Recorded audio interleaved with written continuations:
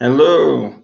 So we are up to 1974 in the astonishing anniversaries of James and David Part 1. Are you sitting comfortably? Then we'll begin. Excuse me. Did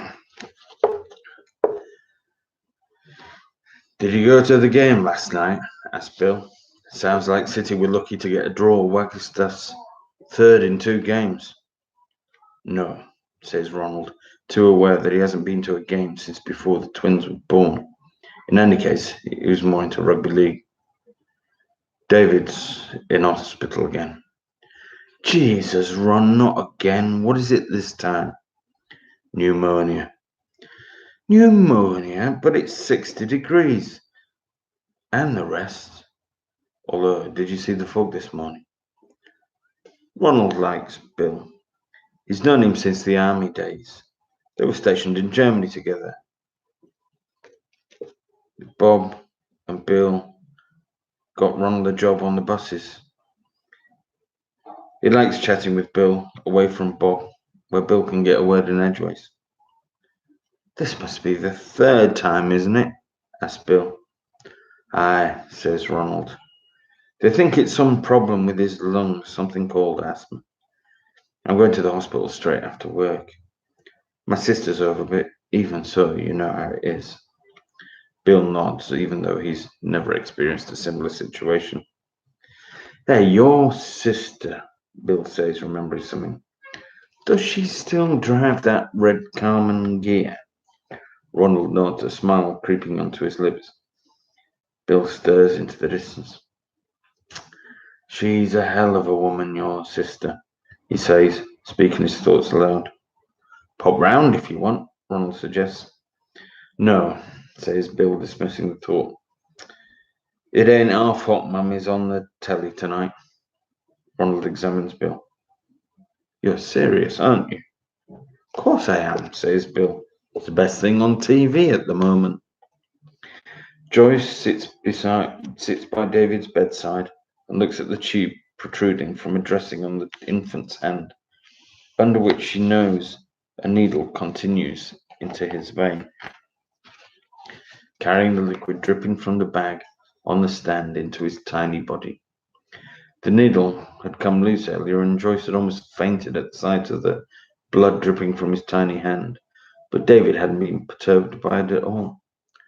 Oh, look, Mummy, he said, as he raised his arm. It was all Joyce could do to call the nurse without passing out. Now he lay sleeping. Not once had he complained about all the prodding and poking and needles. At first, Joyce had thought that he was too exhausted to protest, but the truth was that it just isn't in David's nature to complain. James does enough of that for both of them. Ronald arrives and touches his wife on the shoulder. What a way to spend his birthday, he says as he looks at his sleeping son. In the car on the way home, Eric Clapton has just finished protesting that although he did shoot the sheriff, the death of the deputy was not his fault, and now the Rolling Stones are pointing out that even though they know it is only rock and roll, they like it.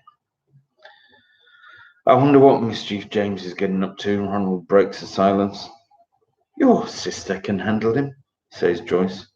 That's true. And Lisa is more than a match for him. Yes, she gives as good as she gets. I hope they're still up. Dottie won't have put them to bed. She'll have kept them up so we can sing happy birthday to James. Don't worry. When they walk through the front door, they discover that Ronald is right, as James and Lisa run to meet them, with Dorothy trailing in their wake. Mummy! They both shout as they run to cuddle Joyce, leaving Ronald feeling a little forgotten and unwanted. Don't forget your dad, Dorothy says. She watches the children obey by going and cuddling their father. Looks like you got 'em well trained, Ronald comments. He lifts James onto his hip. Happy birthday, young man. And what have you been up to while I've been away? Oh, we've had a wonderful time, haven't we? Dorothy answers, no doubt ignoring a legion of transgressions which kept her on her feet all day. Thanks, Dot. You must be shattered, says Joyce. Go and put your feet up, I'll make a cuppa, and we can cut the cake and get these two little rascals to bed. There's fresh tea in the pot, says Dorothy. Everything's ready in the back room. I'll just go and have a quick fag. Joyce goes into the back room and gasps. Dorothy has laid the dining table with tea, cups, saucers, milk, sugar, the special bun tray which came out for guests, covered in small fairy cakes, and there, in the centre, the biggest Winnie the Pooh cake Joyce had ever seen.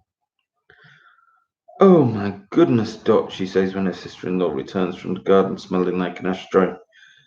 That must have cost a fortune. Oh, we didn't buy it, Dorothy says. I told you we've been busy. Joyce becomes very emotional as if all the feelings she'd spent the day stuffing inside were bubbling to the surface. I never knew you were so talented, Ronald admits.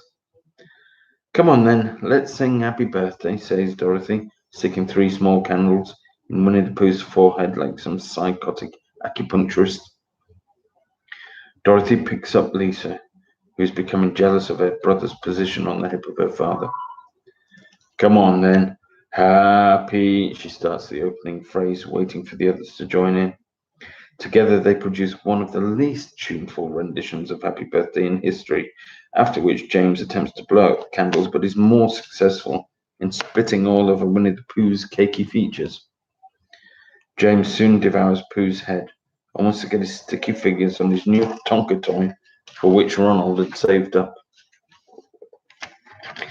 1975. Two brand new Raleigh Tomahawks lie discarded in the garden. The boys have already given them a thorough road test up and down the street, and coming inside for a beaker of water each, have been distracted by Wacky Races, which is just starting on BBC One. Lisa sits on the settee playing with Air's Cindy doll. As they flop down in front of the TV, the boys rediscover their Matchbox Superfast toys where they left them on the floor and begin reenacting Wacky Races on the carpet. James pretends his car belongs to Dick Dastardly, who has it packed full of explosives, while David pretends his car belongs to Professor Pending and has converted it into a shield to protect himself from the explosion. The doorbell rings, and the children can hear the footsteps of their mother emerging from the kitchenette and making their way through to the hall to the front door. Linda! Joyce sounds like she's delighted to see her friend. Hello, Christopher. The boys are in the front room. Go on through. Come on in, Linda. Do you mind if I leave Chris here for a bit while I get some stuff done? Linda's voice wafted through the lounge while Christopher was offering a large present to David and James. Not at all. He'll be fine playing with the boys, Joyce said as James grabbed the present and began ripping off the paper to reveal a plastic cricket set complete with bat, ball, and stumps. Mum, can we play in the street? Look, James shouts, waving the bat at his mum, who's just about to close the front door. Okay, she says, opening the front door again. She props it open with an old iron. Stay in the street, though. Come on, David, James says. He rushes out the door with Christopher. David puts down his Matchbox cars and glances at the TV, where Penelope Pitstop is melting snow with a hairdryer. He looks at Lisa on the sofa with their Cindy dolls, then follows James and Christopher out onto the street, where James is already directing Christopher to set up the stumps and is deciding whether he should bat or bowl first. Do you not want to go out and play with the boys? Joyce asks Lisa, who just shakes her head. James decides he will bowl and puts Christopher into bat. He positions David at long off, although after the first couple of balls, this proves unnecessary. Then James moves David to wicket keeping. Christopher's inability to hit the ball and James's inability to hit the stumps makes it necessary to have someone retrieve the ball from the hedges and gardens behind the batsman. This change in field does little to improve the performance of either the batting or the fielding side. James continues to miss the stumps. Christopher continues to miss the ball, and David fails to prevent the ball from entering the hedges or gardens behind him. At the end of the over, James decides that he will bat and gives the ball to Christopher. Christopher delivers a pitch that any baseball pitcher will be proud of, and the ball hits the middle stump, sending the bails flying. No, no, no, James says. You don't bowl like that. You need to bowl like this. James picks up the ball and demonstrates the bowling action. He hands the ball back to Christopher and resumes his position in front of the stumps that David is trying to reassemble. Christopher approaches the crease with the ball holding arm behind him as James demonstrated, keeps his arm straight as he moves the ball over his head as he was told, then chucks the ball on another perfect baseball pitch which demolishes the stumps once more. No, no, no, James admonishes a confused Christopher, then stops in his tracks as he spots Mark and Michelle coming out the house in the corner. Oh no. Is Lisa playing? Michelle asks as she sweeps past James without waiting for an answer. Michelle is 3 but considers herself at least an equal to 6-year-old Lisa and attempts to boss her around. Her brother Mark is in the same year as Lisa at school, the school that James and David will be starting this year. Mark considers himself superior not just in age but in ability and delights in demonstrating his superiority to the twins at every opportunity. Mark! The shout of Mark's mother, Carol, reverberated through the hedge and the corner house and into the eardrums of all the boys in the street, causing every one of them to turn in unison like a mob of meerkats. Carol is a big woman, formidable, with a voice to match. Mark, get here! Mark obeys, running back to the front door of his house to receive a clout around the ear and 2 packages. You forgot this, you idiot! Carol scolds. She clouts Mark around the other ear for good measure. Now go and play! Mark, unabashed by the physical violence, trots back into the street and hands a package to each of the twins.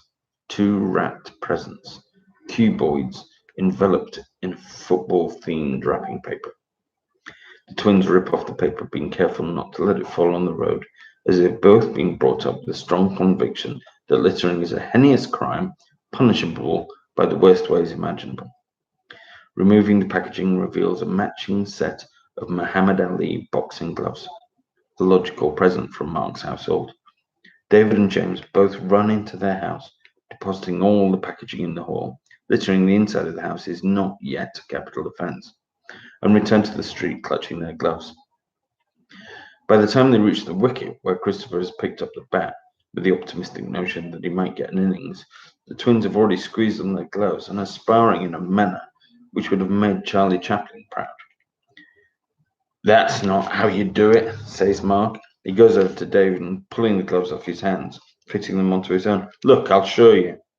Mark approaches James with his gloves held high, protecting his face. He's getting on for twice the height of James, and his reach is such that he can rest one glove on the twin's forehead, safe in the knowledge that James' small arms can never reach him. However, Mark is well aware that James is outclassed, and nevertheless gets very frustrated trying to prove otherwise. This is why Mark has taken David's gloves. David, secure in the knowledge that he is no match for his lanky neighbour, will not attempt to beat him, whereas James possesses the desire to prove himself and gets worked up in the attempt. This amuses Mark, who gains considerable entertainment from driving James to the point of tears. James swings at Mark in bigger lunges, while Mark dances out of his way, returning a blow to the head of James each time. James becomes more and more frustrated, protesting how unfair Mark is being, until he can't take it any more. Throwing his gloves to the ground, storms into the house. Mark shrugs and offers to fight David or Christopher, neither of whom have the desire to be beaten around the head. So instead he suggests that they resume the cricket, with him bowling and Christopher in bat. David decides to leave his boxing gloves on to keep wicket. Excuse me. James sits in the front room. On the TV, Roy Castle is talking to a man about running. Lisa and Michelle are playing with Lisa's Cindy doll on the settee. They ignore the sulking boy slumped in front of record breakers, fiddling with his matchbox cars. Joyce enters to check on the girls and sees James. Why aren't you playing outside with the boys? She asks, but James doesn't respond. What happened? Mark kept hitting me. Why? He gave us some boxing gloves. Well, that's what boxing's all about, hitting people, isn't it? Lisa laughs. Shut it. We'll go and play something else then if you don't like boxing, Joyce says as she looks out the window. Looks like they're playing cricket. Why don't you go and join them? James kneels and then stands to get a better look at what's happening, observing that David is using the boxing gloves. And then, for a use with which they were not intended, James returns to the street. Ah, look, Crybaby's back, Mark announces to the gathering as James emerges from the end of the garden. Run to mummy, did you, Crybaby? Shut up, Smelly, James replies in a reference to the pejorative nickname Mark has earned on the account of his surname, Metley. Onto which the other children have added an axe. Mark launches the ball at James, which hits him in the stomach. Your turn to bowl, Porridge. It's Mark's turn to add a P to James's surname, Orridge. James picks up the ball as Mark strides over to Christopher and relieves him of the bat. I'll bat, Mark announces. Let's see if you're better at cricket than you are at boxing, Porridge. James takes a long run up and bowls the ball as hard as he can at Mark. But in focusing on pace, James sacrifices line and the ball veers off to Mark's right. Wide, says Mark. 1 run to me. David retrieves the ball and throws it back to James, who returns to the starting point of his run-up. This time, as well as trying for pace, James concentrates on line and bowls a ball which evades Mark's swing and just misses off a stump. Wide, Mark shouts. 1 more run to me. What? James is incredulous, waits for the ball which is thrown back to him by the silent Christopher. James walks away and then turns to begin his run-up, his face tense with determination. He bowls the ball fast and straight. It pitches short and bounces up in front of Mark. He swings and connects with the ball in the centre of the bat and sends it flying over what might have been square leg straight into the front room window of Mr. Higginbottom, the cantankerous next-door neighbour of the twins, who always seemed to be reprimanding them over some infraction or another. At the moment the ball hits the window, time slows down as everybody stands frozen to the spot, wondering whether the tinkling of broken glass will follow the loud thump. Half a second later, as it becomes clear the window will remain intact, all of the boys scatter, except James, who remains rooted to the spot in the centre of the circle which constitutes the end of the cul-de-sac, staring towards the house. By the time James shakes himself from his reverie, it's too late. Mr. Higginbottom is already emerging from the porch. Was that you, boy? The old man shouts in his usual booming voice. James looks around to check that it's he to whom Mr. Higginbottom is referring, and then realizes the other children have deserted him. You could have broken the window, the rant continues as Mr. Higginbottom searches his perfect lawn for the offending ball which lacks sufficient density to break anything.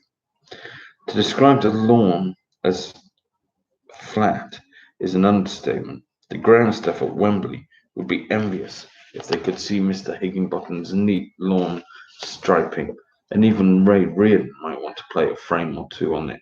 So flat is its surface. I'll keep this until your father gets home, young man. Let's see what he has to say about your antics.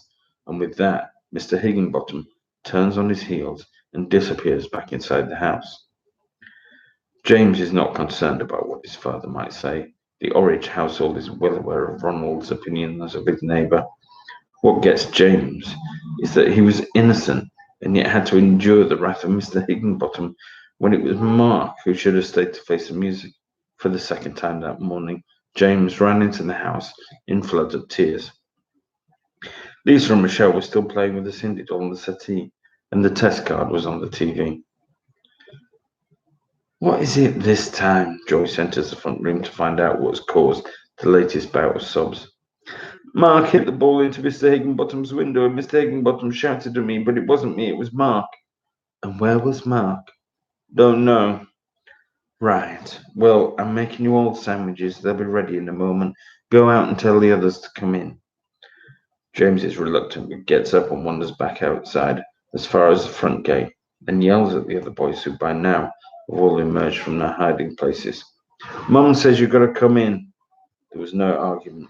The boys saunter back into the house, leaving the stumps, bat, and boxing gloves littering the circle. Inside the house, Joyce beckons them through to the back room, where she's already laid out plates of cheese and tomato sandwiches. The boys sit down and get stuck in.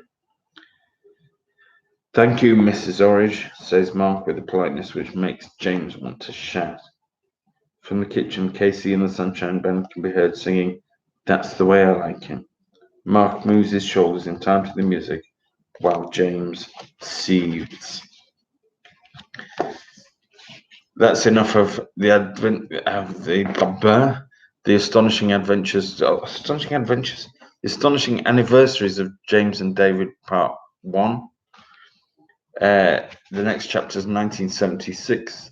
If you would like to hear that chapter, then press subscribe or the bell thing for notifications wherever it is along here, and you'll receive a notification when Part 5 is posted. Also, you'll receive a notification when Part 4, when the well runs dry, and Fred and Leah is posted as well. So thanks for listening, and cheerio. See you next time.